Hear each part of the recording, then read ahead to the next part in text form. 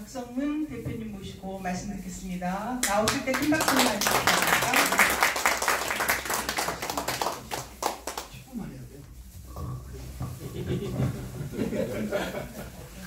네, 아이고, 큰일 났습니다. 지난주에 중요한 판결이 있었습니다. 수요일 날 문재인이가 30년 친구라는 송철호를 울산시장을 만들기 위해서 했던 사건이 기소를 한 지 3년 10개월 만에 1심 기고 났습니다. 선거 끝나고 5년 몇 개월, 5년 6개월 만에 판결을 송철호 징역 3년 선고됐는데 이미 임기 다 하고 가버렸어요. 그 다음에 황운하라고 지금 국회의원 하고 있는 경찰 출신. 그 놈도 3년 징역형이 나왔는데 국회의원 다 끝나잖아요. 그럼 국회의원 만 4년 동안에 가짜 국회의원. 이제 판결이 나면은 쟤는 국회의원이 아니라 당선 무효가 되거든요. 그 이제 없어지는데 국회의원 4년 동안에 한 법안, 정책, 그 친구가 한 표결, 저 비서관까지 하면 1년에 한 7억 받아먹는데 74, 28, 28억 원. 또 송철호 시장 하면서 울산시 했던 모든 정책 인사 관련 이거 전부 가짜가 해놓잖아요. 해놓잖아요. 그럼 어떡할 거예요? 그래서 사법부의 법원에 유명한 그 명언이 있거든요. 지체된 정의는 정의가 아니다. 빨리 신속화해야 된다는데 김명수 때 임기 다 끝나도록 해준 게 이게 현실입니다.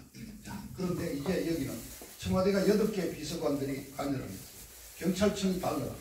이거 바로 위에 민정수석 하던 조국이 몰랐겠습니까? 아니요. 자, 그 위에 비서실장 하던 임종석이 몰랐겠어요? 그리고 친구 30년 친구 울산시장 만들어주는 그 과정에 문재인이 몰랐겠어요? 이제 표적은 문재인이 임종석이 조국이로 가야 되는 겁니다. 네. 과연 한동훈이가 할 수 있을까? 한동훈이 내년에 빠져다니면 못하는 거죠. 네. 자, 답답하죠. 근데 그저께 목요일 날은 드디어 김용이라고 이재명이가 자기의 분신이라고 했잖아요. 내가 제일 가까운 놈은 김용이나 정진상이 정도다 이랬잖아요. 근데 정진상이는 그들의 그림자로 숨어 있는 놈이에요. 실세예요, 사실. 근데 김용이는 경기도시 도의회 의원을 지내고 대선 캠프에서 조직 총괄 본부장을 하고 이건 바깥으로 뛰는 놈 말이 실세예요. 이번에 이 친구 5년 법정 구속을 시켰어요. 의미가 굉장히 큰 거예요. 맞아요. 이재명을 둘러싼 이 대장동 관련 사건이 여러 가지가 있는데 여러 명이 구속되어 있는데 첫 번째 1심이 나오단 말이에요. 결국 이재명이를 정점으로 한 성남시의 이 반변 마피아 조직과 이 화천대유입니까? 이 김만배를 일당으로 한 특정 건설 이 토건 세력들과의 커넥션이 있다 하는 것을 인정을 해준 판결이에요. 그리고 실제 거기에서 만드는 돈이 이재명이한테 건너갔다. 왜냐? 그 김종희의 범죄 혐의는 뭐냐면은 21년 봄에 그때 대선 캠프 만들어지고 후보 경선 당내 후보를 결정하는 과정이에요. 호남 조직을 맡았단 말이에요. 김종희가 유동규를 불러서 호남에는 우리 조직이 별로 없으니까 새로 만들려면은 돈이 좀 필요하다. 그래서 대장동 그 패거리들 20억만 달라 그래라 한 거 아닙니까? 근데 그게 8억 5천만 원이 대충 갔다. 근데 유동규가 그 중에 한 2억 얼마나 땡겨 먹었어. 뭐 있을 수 있죠. 6억이 인정이 됩니다. 그 말이죠. 대장동의 돈이 이재명이한테 건너갔다는 것도 인정이 되고. 하여튼 복잡한 거 시간이 10분 안에 가니까. 그래서 판결문 전체에 김종희에 대한 김종희라는 말이 107번이 나오는데 이재명이라는 말이 이름이 120번이 나와요. 그러니까 결국 그 김종희 재판이지만 결국 이재명이를 정점으로 해서 이재명이를 위한 범죄 커넥션의 일환이라는 게 입증이 된 거란 말이에요. 엄청난 중요한 판결입니다. 이제 앞으로 모든 재판에 이게 영향을 미칩니다. 그런데 그동안 이재명이는 유동규라는 놈이 저놈이 중간에서 헤쳐먹었다. 저놈이 했다 했는데 그리고 유동규라는 놈이 검찰하고 쇼부를 쳐서 저놈이 검찰 시킨 대로 한 조작이다 했는데 이번에 판사가 딱 뭐라고 그랬냐.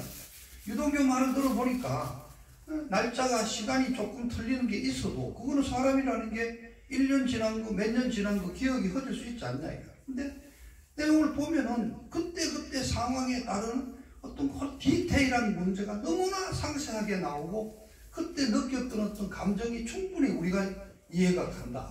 그러니까 이거는 유동규가 지어내가지고 조작해서 증언을 했다고 볼 수 있는 근거가 없다. 유동규의 말을 100% 인정을 했단 말이야. 그러니까 앞으로 이재명의 법정에서 자기 변호 논리가 다 깨지는 거예요.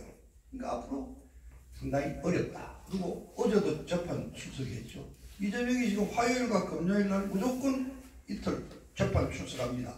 그리고 12월 중순쯤 되면 12월 7일인가 그 위정 교자 사건 준비기일하고 그 다음 재판이 열리니까 12월부터는 일주일에 3번 나와야 되는 거예요. 실제 사법리스크가 눈이 다가왔다. 김용희 재판을 통해서 이게 빠져나갈 상황이 아니라는 게 느껴진단 말이에요. 그래서 지금 이낙연이가 며칠째 계속 얘기하잖아요. 드디어 오늘은 이낙연이가 오늘 내일 광주를 직접 방문을 한다. 그래서 광주에 가서 지금 여론을 떠보겠다. 그래서 막 너무 줄이자면은 지금 그때 이 표결에 체포동의안 표결에 찬성했던 그룹을 중심으로 최소 30명 이상은 탈당해서 신당이 나올 수 있다는 얘기들이 좀 파다하게 퍼지고 있다. 사법 리스크가 자꾸 이렇게 현실화 돼 가는 과정이면은 12월 말까지 있는 과정 중에 여러 가지가 있을 수 있다는 걸 생각하시고 민주당이 상당히 좀 그렇게 갈 거다. 그리고 국힘당은 알다시피 이 임요한이라는 분이 정말 이게 어떻게 보면 뭐 어떻게 하다가 그냥 사실상 그렇게로 끝났어요. 느닷없이 공천관리위원장을 나를 시켜달라. 자천으로 이름이 어마어마한 권력이거든요. 선거에 들어가면은 당대표도 별 볼 일 없어. 공천관리위원장이 국회의원 253개 지역에 공천을 그중에 막 호남을 한 30석 떼고 참 정치 몸담고자 하는 250명의 정치 목숨을 좌지하는 공천관리위원장을 이 양반이 자기한테 달라. 이 말이 안 되죠. 이게 뭐냐? 뭐 말이 뜻은 자기들이 낸 혁신안을 확실하게 답보해달라는 그런 내가 말로 한 거지. 이게 실제 내 자리에 뭐 연연하지 않는다는 뭔가 이렇게 하다가 그냥 흐지부지 갔어요. 결국 혁신하는 어떤 모습을 보이면서 뭐 말씀했죠. 결국 대충 하고 김기현 그대로 가고 연말에 아마 뭐 어떤 이 전국에 지금 야당 민주당이 변하는 이런 걸 보고 뭐 좀 윤석열 대통령이 뭔가 지금 연말에 뭔가를 하나 하기 위한 그런 막 과정으로 진행하는 거다. 이렇게 보시면 될 것 같은데 이건 해야죠. 윤석열 대통령이 이번에 사실 망신당했다. 저 두산 엑스포 뭐 70석 우리가 확보해서 저쪽에 한 80석 얻고 2차 투표에서 이탈리아 한 30, 40표 중에 한 뭐 우리가 한 20표만 갖고 오면 역전승을 한다는 그런 식의 구체적인 논리가 있는데 결과는 뭐예요? 표가 90표, 29표밖에 안 돼. 윤석열 대통령이 국민에게 사과를 했어요. 윤석열이가 왜 사과를 해야 되느냐? 사과할 일이 아니죠. 사과를 하려면 그렇게 대통령을 엮어넣고 대통령을 속인 놈이 있을 거 아니에요. 누가 속였죠? 자, 보세요. 15일날 에이펙 참석하러 샌프란시스코 가서 나갈까 19일날 새벽에 도착했어. 새벽에 19일 그날 아침에 잠 좀 설치고 19일 하루 일하고 그날 자고 20일날 점심 오후에 영국도 달았어. 그 영국 갔다 그냥 3박 4일 하고 오면 되는데 파리에 열리는데 마지막 지금 한두 표 차이까지 접근했다고 어느 놈이 보고를 해서 대통령이 파리에 긴급 출장을 만들어 갔잖아요. 그런데 결과는 말도 안 되잖아요. 그런데 제가 지난주에도 얘기했지 않습니까? 이거 박형준이라는 아주 모사꾼 놈이 대통령을 사기가 끊은 거예요. 그런데 그게 전부 이 MB 멤버들이라고. 그래서 지금 친 MB 멤버가 있는 비서실장 김대기가 졸지에 임시기구지만은 신사업 전략기획단이라는 엑스포 유치 기구를 만들어 놨어요. 그리고 그 밑에 기획관이죠. 그리고 결과적으로 최종적으로 이 엑스포 유치의 실행 기획자가 청와대 비서실장이야. 용산실장이야. 그 대통령이 나섰어. 그럼 왜 이렇게 엉터리 같은 결과가 나왔느냐. 중간에 이게 우리가 지금 잘 안 된다, 어렵다, 이런 보고를 누가 올린 놈이 없느냐? 있겠죠.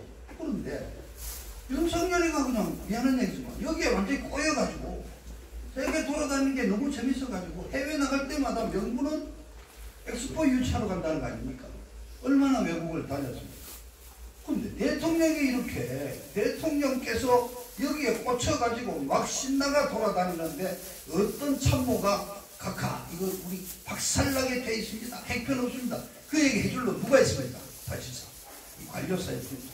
그래서 진짜 저는 이렇게 대통령이 완전히 그냥 뿅 가도록 만드는 그런 가짜 보고서를 올린 놈이 누구냐 이게 책임져야 된다 이게요. 맞아요. 네, 그거 잡아야 돼. 그렇다면 근본 우리는 박형준이라는 저는 부산시장이에요. 그리고 그걸 최종적으로 그런 전략기획관실까지 만들어갖고 보고서를 올린 그 각종 보고서를 다 했을 거예요. 그 올린 김대리, 근데 김대리 이번에 살아남잖아요. 어제 날짜로 수석들 다 바뀌었는데 김대리 살아남아서. 야, 그래서 대통령이 사과 안 해둘 일은 이렇게 고생하고 노력하고 그래서 대통령이 사과하는 상태가 다 이거 뭐 이게 야당도 내놓고 공격을 못해. 어떻게 보면 이게 우리의 어떤 하나의 수준이 드러난 거니까. 대한민국의 어떤 상황이 그래서 온 국민이 너무 아쉽다. 이 정도로 지지율 차이에도 조금 내렸어요. 어제 뭐 갤럽에 보면 또 어제 3주째 매일 1주씩 1%씩 빠지고 있지만 큰 문제가 아닌데 요건 아셔야 돼요. 김건희 좀 여사를 강조해서 MBC 이 보고한 게 뭐냐면 요건 아셔야 되는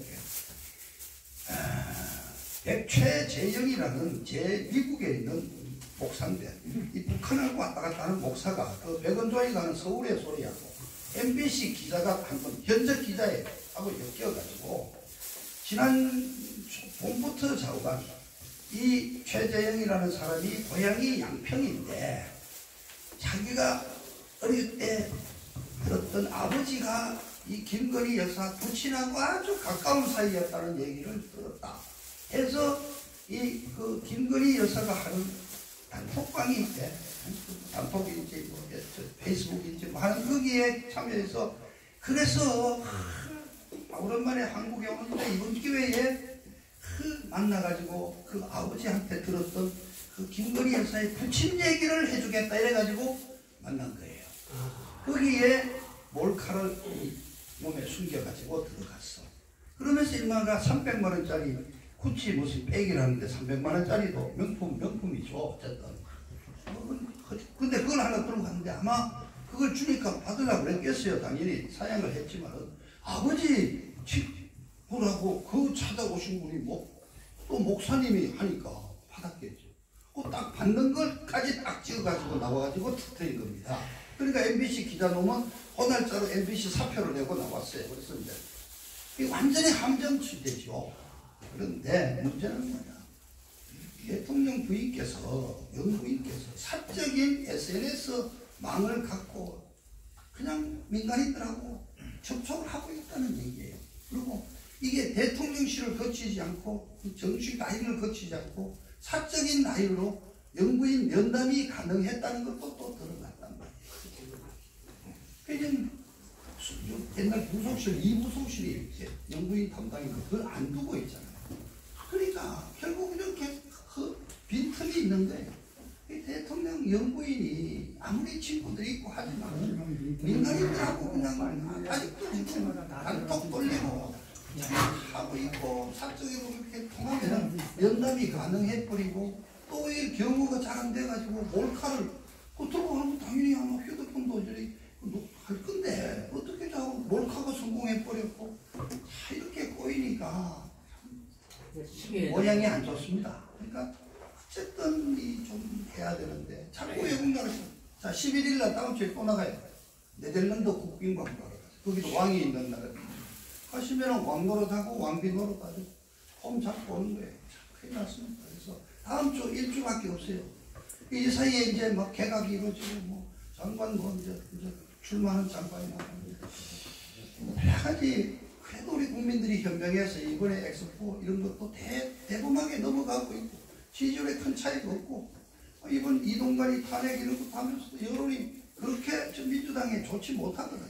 저는 미리 말하지만 내년 선거가 특별한 하자가 없습니다. 지난 16년에 이항구 공천관리위원장처럼 나와갖고 헛소리 매일 국민들 앞에서 반말하고 무슨 최경환이라는 나와가 진박 감별사를 하느니 있다고 소리, 이런 해프닝이 없이 대충 무난한 분들을 추천하고 한다면 큰 차이 없이 대충 아마 한 145석 내외에서 세간 정도의 투표를 제가 간다고 봅니다. 그리고 말 잘하면 이길 수도 있어요. 왜냐? 이재명이는 사고 리스크가 계속 가고 민주당 자체가 지금 분열될 가능성도 보이기 때문에 근소하면 한 150석 주변을 할 수 있다고 보는 거예요. 저는 그렇게 비관적은 아닙니다만 하여튼 경제도 어렵고 저쪽 애들은 자 민노총은 양정수가 드디어 민노총 사상 처음으로 또 4년 임기 재선이 됐잖아요. 지난주에. 그러니까 민노총이라는 100만 조직은 지금 완전히 반정부 조직으로서 이재명하고 같이 가고요. 아주 어려운 상황을 좀 이제 연말에 좀 잘 이렇게 잘 해 나가시고, 아까 제 유튜브 좀 봐주십시오. 제가 저 가로세로 연구소에 아침 9시 이산교수 하는데 서울의 소리, 서울에 보면 얘기를 제가 며칠 전부터 하고 있어요. 근데 이거는 아셔야 돼요. 이건 영화라는 아까 여러분 묻는데 이건 표현의 자유에 해당되기 때문에 고소 고발해봤자 처벌된 경우가 없습니다. 억울하고 얘기한단 말이에요. 근데 진실은 알아요. 근데 진실이 영화의 그 가상의 스토리를 이길 수가 없어요. 여기는 간단해요. 전두환은 악마, 그날 진압을 하려고 노력하던 장태환이는 정말 착한 의인, 이 두 가지로 악마와 선과 악으로 분류해서 한다. 그 영화 제목이에요. 근데 아시다시피 장태환이는 그날 미리 잡혔던 모임에 가서 폭탄주 몇 잔 마시고 와서 사실 밤에 완전히 술이 떡이 됐거든. 폭탄주 취해갖고 혼자 권총 꼬아들고 야 대포 갖고 와, 야포 갖고 와서 그냥 저 청와대 101단 누굽니까 그 장세동이 있는데 101 경비당 그냥 폭격하라고. 그럼 경보고 깨지는 거예요. 그런데 아무도 그게 응하지 않았어. 그러니까 술 취해가지고 폭탄주 먹고 술 취해가 원충 뽑아가 휘두르던 장태환이는 영웅이고 전두환이는 권력욕에 사로잡혀서 쿠데타를 일으킨 놈으로 몰아가는 영화다. 근데 현실을 아셔야 돼요.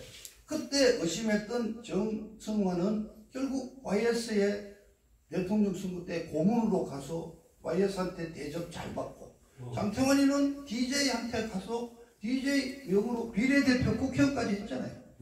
자, 전두환이가 결국 정권의 야욕을 했다면은 장태환이 자기도 그럼 명예롭게 군인으로서 세상을 떠나야지. 김대중이 빌붙어 갖고 비례대표 빠지다는 순간 장태환의 순수한 마음도 없는 거고, 정승화도 YS한테 캠프에 가서 YS 지지하고 따라다녔다면 이미 순수함이 없어진 거 아니에요? 똥별로 치면 다 같은 똥별들 아니에요?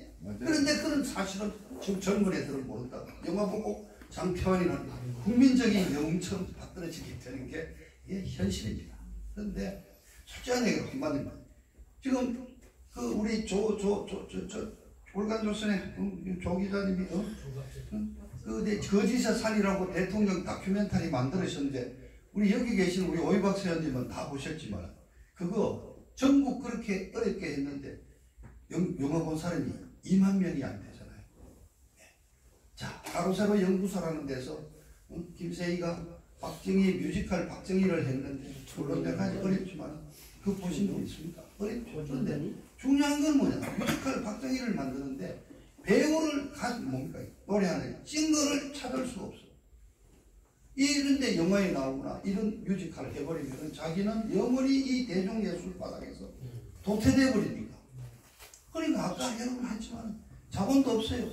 우파 영화 만드는데 대기업 롯데시네마 같은 데서 돈을 투자합니까? 저도 호박구 사장할 때 영화를 한 10여 편 투자를 해봐서 조금은 배우가 없어요.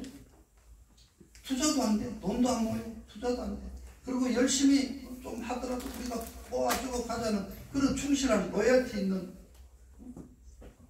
우리 대중이 있는 없다 이게. 우리 조설부 기자가 만드는 그 거짓의 산 다큐멘터리가 시원찮아도 보러 좀 가주셨어야죠.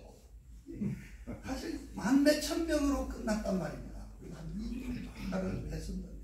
그게 사실 우리 우파의 현실이 그렇습니다. 하여튼 정말 오늘 막 이상하게 정말 우리 국민 여러분 정말 한번 일어서셔야 된다는 얘기로 저도 결론을 맺겠습니다. 네, 감사합니다. 감사합니다.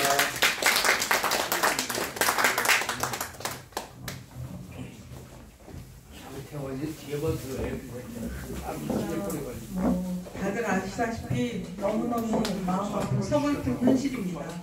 그래도 저희가 영화를 보면서 현실을 알고 또 이렇게 자극을 받아서 다음 투쟁에 다짐을 하셔야 되겠습니다. 다음 시간에는 영화를 계속 보겠습니다.